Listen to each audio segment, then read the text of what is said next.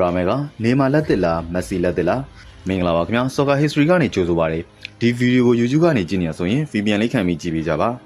ါရာမဲကိုမက်ဆီလက်တစ်လို့အားလုံးကခေါ်ကြတာကဘာစီလိုနာအကယ်ဒမီကပေါ်ထွက်လာတာရယ်နောက်ပြီးမက်ဆီလိုညာချမ်းကစားတာရယ်အလိန်ခေါက်နဲ့ကစားနိုင်တာရယ်ကစားသမားဘဝအစကိုဂျော်နမန်19နဲ့စတင်ခဲ့တာရယ်စတာတွေကြောင့်ပါဒါပေမဲ့ကျွန်တော်တယောက်တည်းအမြင်ကတော့မက်ဆီနဲ့နည်းနည်းလေးမှမတူလာပါဘူးဘာစီလိုနာအကယ်ဒမီကထွက်လာတာတစ်ချက်ပဲမှန်ပါတယ်အလိန်ခေါက်ကြော့ဖြတ်မှုအပိုင်းမှာမက်ဆီကိုနည်းနည်းလေးမှမမီပါဘူးအသက်19နှစ်ပဲရှိသေးလို့ပြောရင်မက်ဆီ19နှစ်ကလောက်လုံးမပြနိုင်ပါဘူးဒီဘက်ခေတ်ကစားသမားကောင်းတွေရှားလာတာကြောင့်အရင်ခေတ်ကကစားသမားတွေလောက်မကောင်းတော့တာကြောင့်ရာမဲကိုအဟုတ်ကြီးလုပ်နေတာပါနောက်ပြီး dribbling မိုင်းတစ်ခုတည်းကို highlight ပြရင်တော့ရာမဲက dribbling မိုင်းမှာ19နှစ်မက်ဆီမပြောနဲ့နေမှာ19နှစ်ကလောက်မလုပ်ပြနိုင်ပါဘူးနောက်ပြီး Ronaldo 19နှစ်ကလောက်လို့လည်းမလုပ်ပြနိုင်ပြန်ပါဘူး Ronaldo 19နှစ်က dribbling မိုင်းကရာမဲအခုပြနေတာထက်သာပါတယ်နောက်ပြီးမက်ဆီကရာမဲလိုအပိုတွေမလုပ်ပြတတ်ပါဘူးမျက်မှန်နှစ်လမ်းနဲ့အောင်ပွဲခံတာတွေပြိုင်ဘက်ကိုမလေးမစားလုပ်တာတွေစီနီယာကစားသမားတွေကိုမလေးစားတဲ့ပြုမှုတွေဒါမျိုးတွေမက်ဆီမလုပ်ခဲ့ပါဘူးရာမဲကခြေစွမ်းပိုင်းမစိုးပေမဲ့ပြောသလောက်ကြီးမဟုတ်ပါဘူးရာမဲကိုသဘောမကျဆုံးက respect မရှိတာပါလူရထပ်ဖို့အောင်ပွဲခံတာ National League ပိုလူပွဲမှာ Ronaldo ကိုဆက်ဆံခဲ့တဲ့ပုံစံက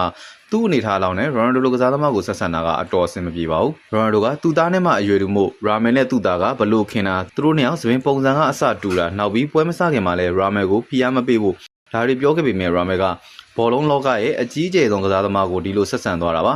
ါနောက်ပြီး Ramen က Ronaldo ငယ်ဘဝကိုလှောင်ပြောင်တဲ့ပုံစံနဲ့သူ့ရဲ့ social media မှာတင်ထားခဲ့တာကပိုယွန်စရာကောင်းပါတယ်ဘာစီလိုနာပရိသတ်တချို့ကအဲ့ဒီ R ဆိုတာက Ramen ရဲ့နာမည်ကြောင့်ဖြစ်တဲ့ Ryan ရဲ့အတူကောက် R လို့ဆိုကြပါတယ်ဒါပေမဲ့ဒါကအရန်တိုက်ဆိုင်လွန်ပါတယ် Nation League ပွဲပြီးတဲ့နောက်မှာ Ronaldo ရဲ့ငယ်ဘဝကိုလှောင်ပြောင်ခဲ့သလိုလုပ်ခဲ့ပြီး R ဆိုတဲ့စလုံးကိုပါအမိုက်တွေနဲ့ပုံနာတာကလူတိုင်းတွေးတတ်ပါတယ် Nation League မှာ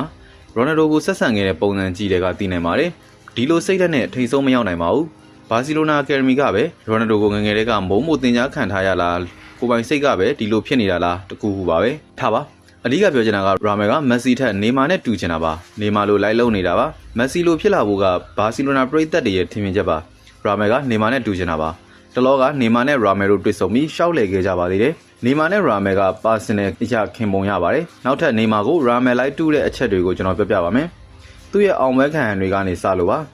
1အကနဲ့အောင်ပွဲခံခြင်းနေမာကအကနဲ့အောင်ပွဲခံတာကအထူးတလည်းမဟုတ်ပေမဲ့ရာမဲလိုစပိန်သားတွေကဒီလိုမျိုးအောင်ပွဲခံလေးမရှိပါဘူးဒါပေမဲ့ရာမဲကတော့အောင်ပွဲခံတဲ့အခါကာပြီးအောင်ပွဲခံလေးရှိပါတယ်နောက်ပြီးနေမာထားခဲ့မှုတဲ့စပင်းအယောင်မျိုးလဲရာမဲကအခုချိန်မှာလိုက်ထားတာကိုတွေ့ရပါတယ်နှစ်နားထောင်တဲ့ပုံစံအောင်ပွဲခံခြင်း2024-2025ဘောလုံးရာသီမှာရာမဲကမက်ဒရစ်ဘက်ကိုဂိုးသွင်းယူပြီးတဲ့နောက်ဒီလိုအောင်ပွဲခံခဲ့ပါတယ်နရွယ်နားကိုလက်ကိုကပ်ပြီးနားထောင်နေတဲ့ပုံစံအောင်ပွဲခံခဲ့တာပါဒါကနေမာရဲ့ iconic celebration တွေကတခုပါနေမာဒီလိုအောင်ပွဲခံခဲ့တာကိုဘာစီလိုနာမှာရောဘရာဇီးမှာပါလုပ်ခဲ့ပါတယ်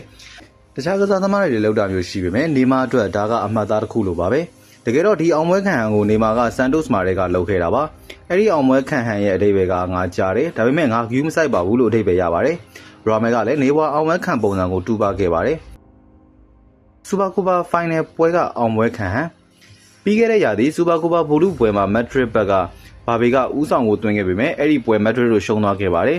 ဒီပွဲမှာရာမဲတယောက်ဂိုးသွင်းပြီးချိန်မှာမီဆီကိုလက်နဲ့ထောက်ပြီးအောင်ပွဲခံခဲ့ပါတယ်ဒါကတစ်ချိန်ကနေမာဆန်တိုစ်မာတုန်းကအောင်ပွဲခံဟန်နဲ့တူနေပါတယ်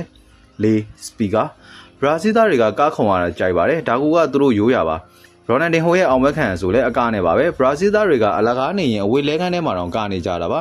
ဒီလိုကားခုံမှုတဲ့စပီကာတစ်ခုကိုနေမာလက်ဆွဲဆောင်ထားလေးရှိပါတယ်နေမာက PSG မှာတော့၄တော့ပုံစံစပီကာတစ်ခုကိုလက်ကဆွဲပြီးရှောက်သွားခဲ့တာဖြစ်သလိုဒီမှာဆိုရင်ရာမဲကိုင်းတဲ့ပုံစံစပီကာကိုနေမာကိုင်းထားတာတွေ့ရပါတယ်တချင်းတွေလည်းဖွင့်ထားပါတယ်နောက်ဆုံးဆန်တိုစ်ကိုနောက်တစ်ချိန်ပြန်ရောက်လာတော့ကလည်းဒီလိုစပီကာတစ်ခုကိုကိုင်ထားပြန်ပါတယ်ရာမဲကဒီလိုတူပပြီးစပီကာတစ်လုံးကိုလက်ကဆွဲပြီးကခုံခဲ့တာပါဒါကလည်းရာမဲကိုနာမည်ကြီးသွားစေခဲ့ပါတယ်အဲဒီနောက်ပိုင်းရာမဲလက်ထဲမှာလက်ဆွဲစပီကာတစ်ခုကိုအမြဲဆောင်ထားတတ်ပါတယ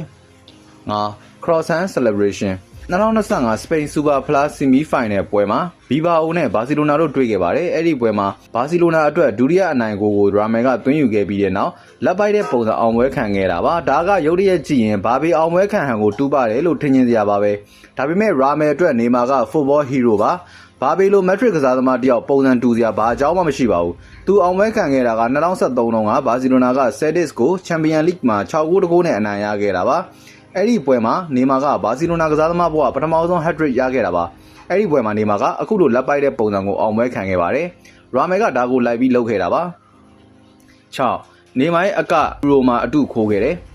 စပိန်နဲ့တူယူရိုဖလားကိုဘိုးဆွဲတဲ့နှစ်မှာရာမယ်ကအကားတစ်ခုကိုကခဲ့တာမှတ်မိမှာပါ။အဲ့ဒီကကိုနီကိုဝီလီယံနဲ့အတူကခဲ့တာပါ။တေချာကြည့်ရင်နီကိုဝီလီယံလိုက်ကနိုင်မှုရာမယ်ကတင်ပေးနေတဲ့ပုံစံမှာစူဖလားရပြီးအောင်ပွဲခံတဲ့ခန်းသားမှာလည်းဒီကကိုထပ်ကခဲ့ပါတယ်။ဒါကဘရာဇီးမှာနာမည်ကြီးတဲ့အဂါဒိုချာဆိုတဲ့လှုပ်ရှားမှုအကပါ။ဒီကကိုနေမာကဆန်တိုးစ်မှာတွေကခဲ့တာဖြစ်ပါတယ်။ဒါကိုရာမယ်ကထပ်တူလိုက်ကခဲ့တာကိုတွေ့ရပါတယ်။အဲ့လောက်ဆိုရင်ဘရာဇီးသားတွေကရာမယ်ပေါ်ဘယ်လောက်စိုးမိုးထားနိုင်လဲသိနိုင်မှာပါ။ခုနှစ်နေမာရဲ့ဆန်တိုးစ်ဂျာစီဒါကတော့ပိုသေးချာစေတဲ့အချက်ပါရာမယ်ကနေမာကိုသူ့ရဲ့ဟီးရိုးဖြစ်သတ်မှတ်ထားတာသေးချာစေတဲ့အချက်ပါနေမာကဆန်တိုးစ်မှာတော့ဂျွန်နမတ်7ကိုဝစ်ဆင်ခဲ့တာပါရာမယ်ကဆန်တိုးရဲ့ဂျာစီကိုဝစ်ပြီးသူ့ရဲ့ Instagram မှာတင်ထားခဲ့တယ်လို့ဂျွန်နမတ်ကလည်း7ဖြစ်တဲ့အပြင်နေမာနာမည်ပါပါတယ်နေမာကရာမယ်အကောင့်ကအဲ့ဒီပုံကို repost ပြန်လုပ်ခဲ့ပါတယ်ဒီတော့နေမာကိုရာမယ်က idol ထားပြီးသူ့အတိုင်းဖြစ်ဖို့ကြိုးစားနေခဲ့တာပါနောက်ပြီးရာမယ်နေမာနဲ့ပတ်သက်ပြီးပြောဘူးတာရှိပါတယ်ကျွန်တော်အသက်9နှစ်လောက်ကနေမာကဆန်တိုမှာကစားနေတာကိုတွေ့ခဲ့ပါတယ်နောက်ကျွန်တော်အသက်9နှစ်ရောက်တော့သူကနူကန်စ်ကိုရောက်နေပါပြီသူကစားတာကိုကျွန်တော်တစ်ချိန်လုံးကြည့်နေခဲ့တာသူကစားတာကလုံးဝကိုဆွဲဆောင်မှုရှိပါတယ်အန်ဩစရာပါဒီမှာသတင်းတောက်ကမက်ဆီအကြောင်းဖြတ်ပြီးတော့ဟုတ်ပါတယ်အဲ့ဒီမှာမက်ဆီလည်းရှိပါတယ်သူကလည်းအန်ဩစရာပါဒါပေမဲ့နေမာကစားတာကလုံးဝကွဲပြားပြီးပြည့်စုံပါတယ်သူကကျွန်တော်ရဲ့အမြဲတမ်း idol ဖြစ်ခဲ့ပါတယ်သူကကျဲတပွင့်မှာနောက်ပြီးသူက legend တစ်ယောက်ပါပဲဒီလိုပြောခဲ့ပူပါတယ်2024ဇန်နဝါရီလမှာတော့ Global Soccer Award မှာသူ့ရဲ့ idol နဲ့စင်ပေါ်မှာပထမဆုံးတွေ့ခဲ့ကြတာပါနေမာကလည်းကောင်းတဲ့ကစားသမားတစ်ယောက်ပါနေမာကဘရာဇီးသားဖြစ်ပြီးအပျော်လေးလည်းမှတ်ပါတယ်သူညမမွေးနေ့ရှိရင်ဒဏ်ရာရကြအောင်ဆောင်းတာမျိုးပေါ့ရာမယ်ကလည်းအခု Pond တရုတ်ဆောင်မျိုးသမီးတစ်ယောက်နဲ့ချိတ်တာတွေ screenshot တွေထွက်လာပါတယ်ဒါကြောင့်ရာမယ်ကအများဆုံးဖြစ်ရင်သူ့ idol နေမာလောက်ပါပဲ Messi Ronaldo အဆင့်တန်းကိုရောက်လာမယ်လို့မထင်ပါဘူးနေမာလောက်တောင်ဖြစ်ချင်မှဖြစ်ပါလိမ့်မယ်ဘာလို့လဲဆိုတော့နေမာကရာမယ်ထက် scale ပိုတာပါတယ်ရာမယ်ထက်ပါရမီပိုပါပါတယ်သူကရိုနယ်ဒိုမက်ဆီခေတ်မှာကစားခဲ့လို့သာဗီလိုဒီယိုတစ်လုံးမှရမသွားတာပါနောက်ပြီးနေမာက respect ရှိပါတယ်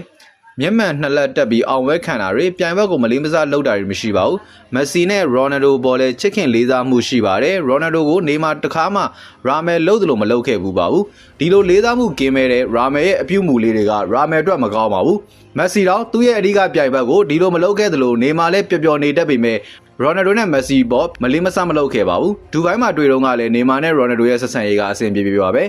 ဒါတော့ရိုနယ်ဒိုကသူတို့ခေတ်ကအဓိကပြိုင်ဘက်နော်ရာမယ်အတွက်ရိုနယ်ဒိုကအဓိကပြိုင်ဘက်တောင်မဟုတ်ခဲ့ပါဘူး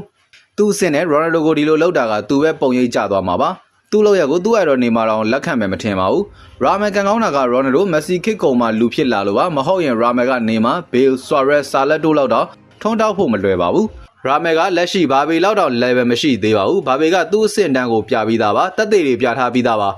ရာမယ်ကဘာစီလိုနာနဲ့စပိန်ခေတ်ကောင်းတဲ့အချိန်မို့ထွန်းတောက်နေတာပါဒါပေမဲ့ပိုအောင်မြင်ခြင်းရင်ရာမယ်စိတ်ဓာတ်ကိုပြင်မရပါမယ်မက်ဆီငယ်ငယ်ကရေချိုးပေးတော့ငါစိတ်ဓာတ်လေးပါတန်းစင်ပေးလိုက်တင်ပါတယ်ဒါကစတာပါဒီနေ့ဗီဒီယိုလေးကတော့ဒီလောက်ပါပဲဗီဒီယိုလေးတင်ဆက်ပေးပြီးဆိုတော့အခုကျွန်တော်လည်းပါနောက်ထပ်လည်းဗီဒီယိုတွေ technical live ဗီဒီယိုကိုတင်ဆက်ပေးတော့မှာဖြစ်လို့ page ကို like and share ခဲ့ပြီးကျွန်တော်ရဲ့ YouTube channel လေးကိုလည်း subscribe လုပ်ခဲ့ပေးကြပါဦးခင်ဗျာ comment မှာ YouTube link လေးချပေးထားပါတယ်အားလုံးကိုကျေးဇူးထူးတင်ရှိပါတယ်ခင်ဗျာ